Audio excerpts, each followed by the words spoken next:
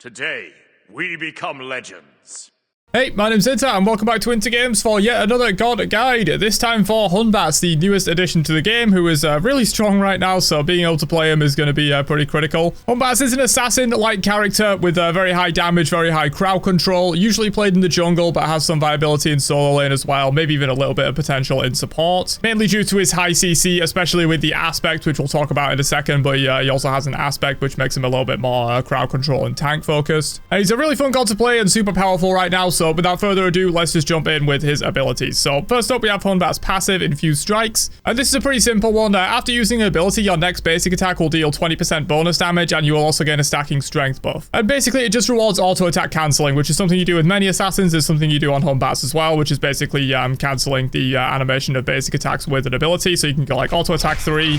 And then like auto attack teleport, auto attack again, auto attack 2, auto attack 1, that kind of stuff. Like you're just gonna be doing a lot of like auto attacking in between abilities, and you'll just be getting bonus damage from that from Hun Batz passive. It's basically like a built-in Hydra's Lament. It just gives him a lot of extra damage in fights, and also the stacking strength buff is a new +1 in SMITE 2. So it's pretty simple passive, all things considered. Just make sure you're auto attack cancelling, and you'll get a lot of value out of that. First up with the regular abilities though, we have Somersault, which is a pretty simple leap that will damage and slow enemies where you take off and where you land. If your enemies are hit by both areas, they will only take 25% damage from the second hit. So it's not going to be dealing double damage if you hit with both areas, just 1.25 times damage. But this is a pretty simple leap. You can use it to get in, you can use it to get away. It will slow on hits, so you can kind of like chase people with it. And also the new +1 in SMITE 2, of course, it does damage when you leap away as well, and will slow them. So that can be really good for disengage. You know, it's like this Ymir and Neith are chasing me or whatever, I can just jump away and they will be slowed for like a couple of seconds, I believe it is. Yeah, 2 seconds. So that can be pretty useful. You can also up down with it for a little bit of bonus damage. You can see it's only going to do like 26 compared to 130 on the second hit, obviously. Not going to do double damage or anything, but you can up down with it and get some bonus damage that way. Relatively simple ability, all things considered though. Next up, we have Overhand Smash, which is another fairly simple ability. Basically, you will channel and then slam down and deal damage in a cone. While you're channeling, you're going to shred protections off of the enemy. Currently, that is 24, but it's probably going to get nerfed at some point. It's very strong, but yeah, you'll just do a channel. You displacement immune during that channel. You'll shred off protections and then deal damage. The displacement immunity can be relevant in some matchups if people are trying to like pull you or whatever. Like you can just immune Ares ult with this thing. You can immune Hercules pulls and stuff like that if you time this well. But it is only displacement immunity. You can still be silenced or stunned out during the channel of this ability, so that is one of the bigger counters to this. But you do have a decent bit of movement. You are slowed while doing it, but you have a decent bit of movement to maybe like juke out certain stuns or silences that are single target or whatever. But yeah, this is going to be a large part of your damage in fights, so you can kind of like, you know, do this and then like turn around and hit people with it if you're running away or whatever. It's a pretty good ability, and it also has some plays you can make with the aspect, which I'll talk about later. Next up is the 3, which is Sacred Monkey, and this is a little bit more of a complex ability, but still fairly simple. Basically, you'll throw a monkey in a line and it will bounce up to 4 times to nearby enemies. It will only bounce to gods once, so we only have 2 gods here. It's only going to bounce once, but if we just spawn a couple more bots, we can kind of demonstrate the 4 bounces that it can do. So if I throw it to this Neith, it's going to bounce between all of those. And at any point during that channel, you can teleport to the most recent target hit by it. So you can go in and just teleport immediately. It's a good way to kind of engage without using your jump, because then, you know, you can kind of teleport in, and then if this Neith jumps away, I can follow her with my jump. So generally, you're better off engaging with the 3 than engaging with the jump. It's also a little bit faster. You can kind of throw it in, like, instantly teleport, as opposed to, like, this jump that can take a bit of time to get there. And yeah, of course, as I said, you can teleport to any time during the bounces to the last target hit. So if we want to bounce to, like, the Ymir, we can just make sure we time the teleport correctly for that. If we want to go to like the final Neith, just wait until the end, teleport to her. And this is also a really good auto attack cancel, which synergizes well with his passive. You can kind of like auto attack cancel the initial hit, but then you can also auto attack cancel the second hit. And that can be really powerful if we just maybe spawn a bot over here so it's not bouncing and stuff. You can kind of like auto cancel 3, auto cancel, and then teleport and auto cancel again. It can be really valuable. The auto cancel is a little bit kind of like slower in SMITE 2 for whatever reason. They kind of like, I assume they're going to fix it at some point, but it's kind of like bad compared to SMITE 1 in terms of like how much you can auto cancel after the teleport. There's a good amount of delay before you can attack. But hopefully that will get fixed at some point, because it definitely feels better in SMITE 1, and usually they're on fixing that kind of stuff. But it is still a pretty damn good auto cancel. You can also cancel with the throw, and you can also auto cancel with the teleport. And yeah, as I said, this is going to be your main way kind of into the fight. You just teleport and do the rest of your abilities and stuff like that. But finally, we have Hun Batz ultimate, which is one of the strongest ultimates in the game. This is really good. So Fear No Evil, this creates a totem in a very large area that is going to damage and fear everyone away from the totem.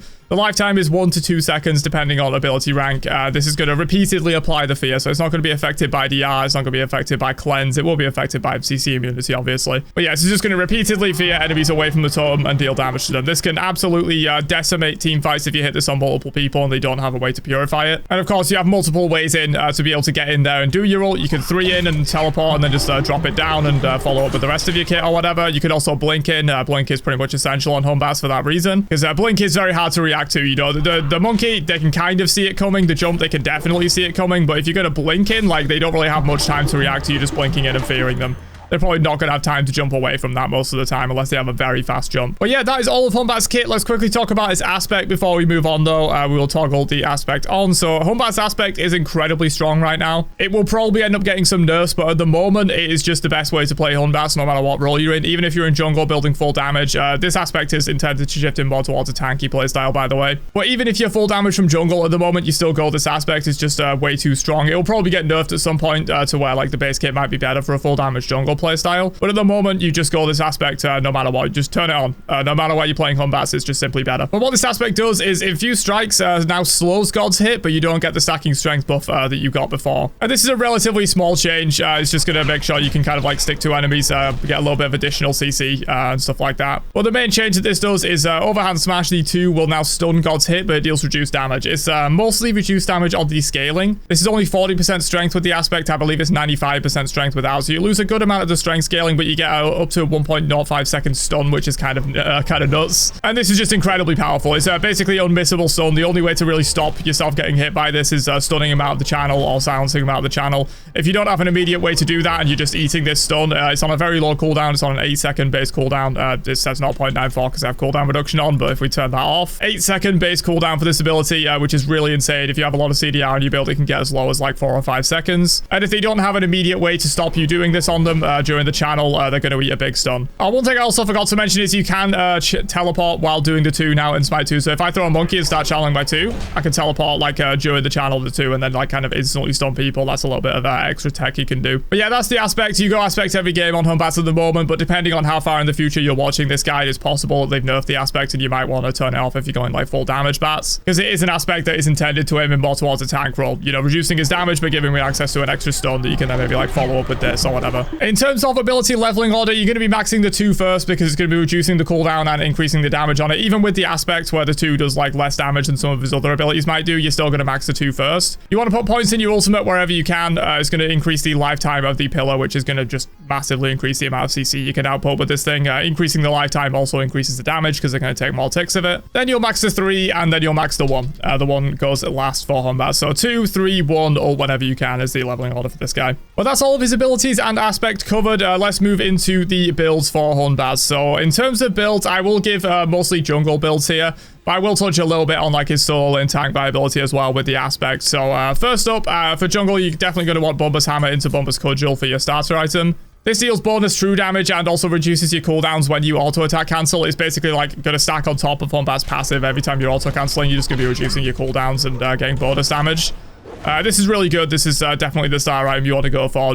Jungle Hun Batz is definitely better than Bumba's dagger. In terms of regular items though, generally what I like to go first is a Jotun's Revenge. This item's just really good. Strength, cooldown rate, cooldown on the passive is just super good for any ability-based jungler, which Hun Batz is. You can also go Tech Kagi. I usually mention this in a lot of my videos. These 2 items kind of compete with each other. Tech Kagi gives you a little bit less strength, but a little bit more cooldown rate and also movement speed, but you have to be able to keep the passive stacked up consistently. And I don't think Hun Batz is a super great user of Tech Kagi. He does have relatively low cooldowns, but he's kind of like more of an all-in character. He's not going to be consistently like poking you out and keeping Teko Kagi fully stacked. But you can go Teko if you like it more than Jotuns, but personally I prefer Jotuns. And we'll cover a full damage build and also a bruiser build, so we'll do the full damage build first. So generally I would like to go into a Hydra's after that for a full damage build. Again, this is another auto attack cancelling item like Bumba's Hammer. Whenever you use an ability, your next basic attack does 30% increased damage. This is going to stack with Hun Batz passive, so your next basic attack will do 1.5 times damage with Hun Batz passive plus against Hydras, it can be really good. After that, I'll generally go into an Swan Spear. This is 45 strength, 5% pen, and enemy gods hit by your abilities lose 1 per level physical protection. This is up to 20 flat penetration once you hit level 20 with it. And flat penetration is very hard to come by in Smite 2. It's just going to reduce enemy protections by a flat amount, which is really good against squishy targets that don't really have a lot of protections. Swan Spear is going to be one of the biggest damage increase items that you can buy in the jungle. I think it's really good. And then I'll generally round out the rest of the build with in terms of full damage with a Crusher, Heartseeker, Titans combo. This is something that I build on most of my ability-based junglers. All 3 of these items are just really strong right now. They combine to give you 40% pen, which is solid dealing with tanks. You're not generally looking to deal with tanks as Hun Batz, but you can definitely do significant damage to them with this kind of a build, and you also have the ultimate to kind of lock down immobile tanks like a Symir, for example, and just kind of blow them up. Obviously, that damage is not typical. They have no build and whatnot, but yeah, you can actually do a bit of work to tanks with this kind of a build. And Crusher and Heartseeker, again, very good at dealing with tanks. On the Heartseeker side specifically, it deals percent max HP damage based on your strength, and then Crusher is just going to deal extra strength-based damage on all of your ability hits. So yeah, this is the kind of build I would go with in terms of a full damage Hun Batz build. Generally, this is something you would go without the aspect if the aspect gets nerfed. As I said, at the moment, the aspect, you just go no matter what. Even with a full damage build like this, you're still going to go the aspect because you just don't really lose that much for getting access to a stun, which is just really good. But if Hun Batz aspect gets nerfed in the future to where it's not very good with a full damage build anymore, like the damage nerfs are too much, you would go this kind of a build without the aspect. But moving into a bit more of a bruiser build, which I do think is the better way to play Hun Batz at the moment, especially because you're going the aspect all the time. And for the bruiser build, I would still start it off with Jotuns. I think this item's just really good at getting your cooldown rate online early in the game. Just having more abilities up is always going to be good. And generally, I would still go into a Hydras as well. Like, the early game's going to be roughly similar. You're still going to be looking to do big burst damage, but kind of after these 2 items, I would generally look into going into bruiser stuff. And Stone of Binding would generally be my next item in this kind of a build. This is passive. Enemy gods hit by your hard CCs lose 15 physical and magical protection. So this is more flat penetration or flat shred technically. And you only go this with the aspect. If you are playing Hun Batz without aspect, this item's pretty useless, but if you're going a bruiser build like this, you definitely go the aspect. The reason you don't go this without the aspect is you don't have this stun to be able to proc Stone of Binding. It's hard CC only, so the slow on your 1 isn't going to be able to proc it. It would only be your ultimate if you didn't have the aspect, which if you only your ultimate uses Stone of Binding, it's not a good item for you, but with this base kit stun, it's super good. And obviously going to combine with the flash shred from your 2 to get an insane amount. Your 2 shreds off 24, binding shreds off 15, you're doing 39 protection shred. Backline squishies only have like 70 protection, so you're shredding off more than half their protections just by hitting them with the 2 with Stone of Binding, which is really good. And to even amp up that, I would still go no Swan Spear in the bruiser build as well. I think this item's just super good. Yeah, you get this after binding generally because you're not going to be level 20, and this is scaling per level, whereas Stone of Binding doesn't scale per level. It's just 15 all levels. So you would generally go all Swan after binding for that reason. And then you're going to have 35 plus 24 here. You're going to have 59 shred just by hitting people with you 2, which is kind of insane. And after that, I would go into even more pen with a Void Shield. This item is really good right now. They did release some patch notes recently saying they were going to buff it. I imagine they're going to walk that back because this is already one of the better items in the game for a bruiser jungle build. It's going to be giving you strength, physical protection, max health, and enemies within 8.8 meters of you have their protections reduced by 15%. Percentage penetration and shred goes before flat penetration and shred in Smite 2. So this is going to be shredding off 15% of like the higher number of protections before your flat comes in afterwards to reduce that. So you're taking off like 15% of, let's say, 70, and then you're going in for all of your flat shred afterwards, which is really powerful. If it worked the other way, Void Shield would be less good, but it doesn't. It works, percent goes first, so Void Shield's super good in this kind of a build. And then in terms of your last slot, you can kind of go into a few different things, really. Generally, what I would like to go into is a Heartseeker. I think this item's just really strong right now. You have enough strength in this build with 3 damage items before your Heartseeker, and your Heartseeker's also giving you some strength. You're getting a little bit from Void Shield as well. I think you've got enough strength in this build for Heartseeker's percent HP effect to actually be really powerful. Even there, it did 96, and that's on a Neath. On a tank, it's going to be dealing a lot more than 96 bonus damage. There's also no subsequent hit reduction on this, which is kind of silly. So yeah, you're going to be getting a lot of extra value from Heartseeker. That's generally what I would like to round out this bruiser build with. But if you wanted to go a little bit more tanky, more on the tanky side, there are probably a few options you could go for. Hussar's Wings is always good if you want to be immune to slows, if they have some really strong slows. Guard Shield is also an option, just gives you extra bonus damage based on your item protections. It's kind of like Heartseeker, but it's going to be dealing less damage, but you've got more tanky stats. Shifted Shield is also an option. This is just going to give you a load of protections, health, and strength if you're higher than than 75% health, and more protections if you're under 75%. You could also go into some pretty good like active item options if you wanted to as well. Stampede is good, giving you that burst of movement speed and slow immunity to kind of run down teams. You can also go into a Screeching Gargoyle. This is also good. This is going to add to even more of your shred with this build. And it also complements the Void Shield pretty well because they're both percent shred, and this one's physical protection, this one's magical protection. So you can get a good balance. Binding is mixed. This one's physical, this one's magical. You get a good balance of protections. And then the Screeching Gargoyle effect, you silence enemies in front of you, and they also lose 10% magical and physical protections, which is going to combine with the Void Shield for 25% reduction. And then you've got all your flat reduction applying after that. You're basically going to be dealing true damage to squishies if you gargoyle them and then hit them with all of this stuff. So yeah, Gargoyle would probably be the premier like default option that I would go in terms of a defense item last in this build, but I do personally like to go Heartseeker, get a little bit more damage in there. And then in terms of other options you might want to throw in the build, Brawler's Beat Stick is always good. If you do need the anti-heal, you definitely want to throw a Brawler's into the build somewhere. I would probably swap out either the Hydra's Lament or the Heartseeker, so you could like maybe sell the Heartseeker. You'll lose out on a little bit of damage, but you'll get that valuable anti-heal effect. And you can put this, I don't know, probably after your Hydra's Lament, I would say, and then your Void will go there, and that would be kind of what the build would look like with a Brawler's Beat Stick in it. I also think Transcendence is an option. Generally, it's a bit slow to get online, so I don't love it, but you could maybe go like a Transcendence kind of in second slot. If you get off to a big early lead, you can kind of throw this Transcendence into second slot, do something like this for your build. And this is going to give you an absolute ton of strength, basically infinite mana, as well as 10 flat penetration. So you're going to get even more penetration in this build if you decide to go into a Transcendence. I generally don't rush it. You can, but usually like rushing it is a little bit risky, because if you don't get off to a really good early game, it can take a long time to stack compared to just getting straight up all the stats you want immediately from Jotun's Revenge. So generally, I like to go second after my Jotuns. If I've had a good early game, if I've gotten a couple of kills, maybe if I'm a little bit ahead after my Jotuns, I will go into Transcendence maybe. So that's an option as well. Other than that, I don't think there's really too much else you would really want to go in a Batz build like this. So if we just sell that Transcendence by the Heartseeker back, this is the general Bruiser build that I would be looking at for Hun Batz, especially with the aspect, but even with base kit Batz, this would be good. Minus the Stone of Binding. Obviously, you can't go Stone of Binding without the aspect, but yeah, that would be the kind of build I would be looking for with the aspect. And as I said, the aspect is always what you want to be going for Hun Batz at the moment, in my opinion. And yeah, that would be your full build.